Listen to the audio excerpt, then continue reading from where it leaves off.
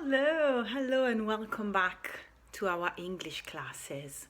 My name is Novella, I'm your English coach, and yes, today we have another class on moving from level B1 to B2 within the European framework of languages. So, what are we going to deal with today?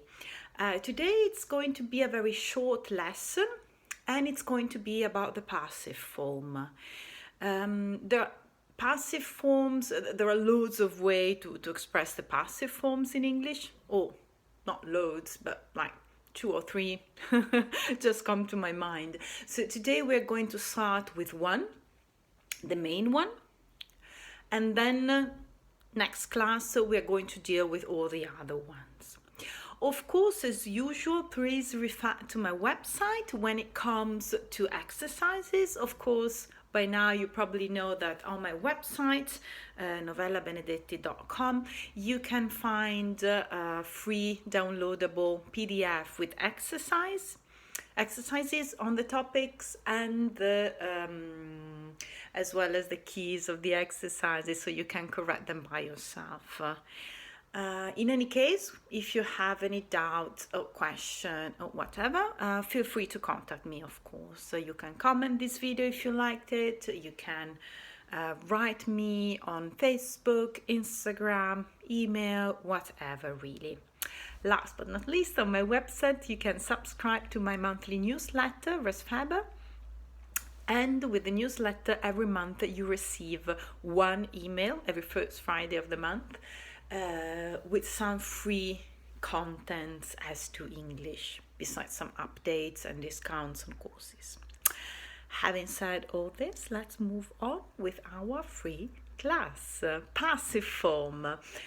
First of all, sometimes grammar words can be a bit difficult. What do we mean by passive exactly?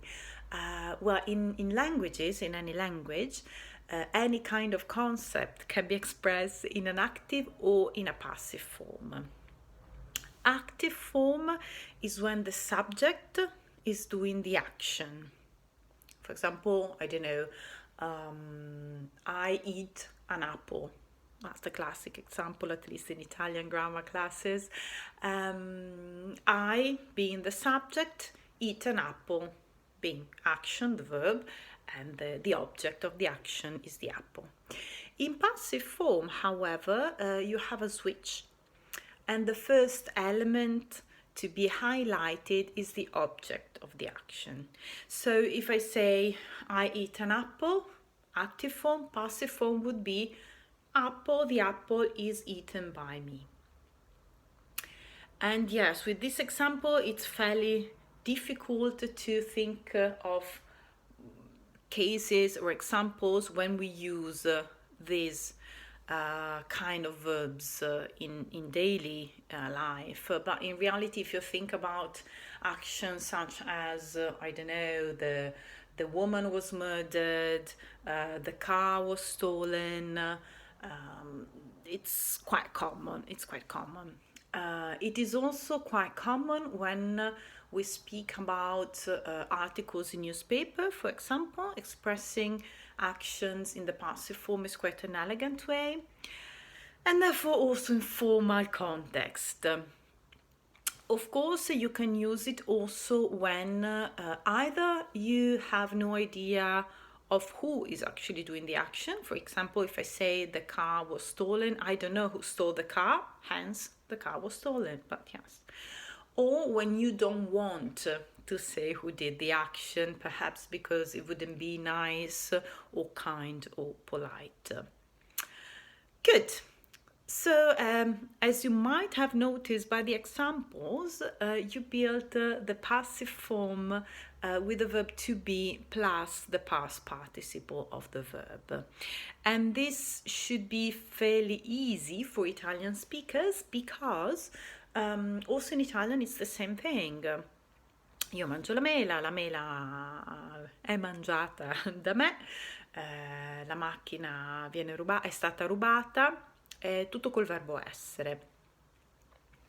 So, of course, when we speak about past participle, by now you know, or you should know, or invite you to discover that past participle are those verbs in the third column of the regular. Can be regular or irregular. Irregular, you must study. Regular verbs are the ones that end in ed. And so yes, the apple is eaten, the car is stolen, and so on and so forth.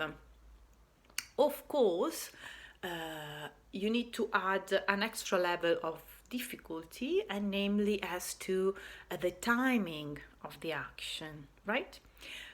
So, of course, in this case, you just use the verb to be, and you can say the car is stolen, the car was stolen, the car is going to be stolen, will be stolen, would be stolen, should be stolen. Yes, you get the idea. It's always the verb to be, but then within the verb to be, you have lots of different tenses you can use.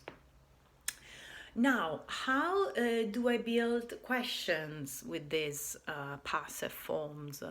And of course, it's the same as in any other English tense, and namely you reverse subject, a verb, and auxiliary. So, was the car stolen? Or has the car been stolen? Is the car stolen? And so on and so forth. When it comes to the negative form, of course, as you might know, you just need to use not, and you build the negative with the verb to be. So the car was not or wasn't stolen. The car has not been stolen, so hasn't been stolen. Basically, use not with all auxiliary verbs. Sometimes it's the verb to be, sometimes, for example, with the present perfect, it's the verb to have. You need to detect each case. Last piece of information which could be useful in case you do know who's doing the action, or in case for any reason you wish to say who was the actor of the action, then you introduce this element with the preposition by. So the car was stolen by, I don't know, some people on the street. Or if we want to keep on with the example of the apple was eaten by me. Or, I don't know, the woman was murdered by her husband. It's always the husband in the end. Yes, and I think that's it today. Really easy peasy. Just an English class on the first part of the passive form. Of course, there are different ways to convey a passive voice. For example, even in Italian we say la macchina è rubata or la macchina viene rubata. Yeah, it's the same in any language. You have different way to achieve or to meet the same goals, and namely not stating the subject of the action either because you don't know it or because you don't want to say it. So we will see them in our next class. Until then, feel free to subscribe to my channel if you found this class useful, and refer to my website when it comes to free downloadable PDF with grammar exercises. For any questions, I'm here, and wishing you a lovely day.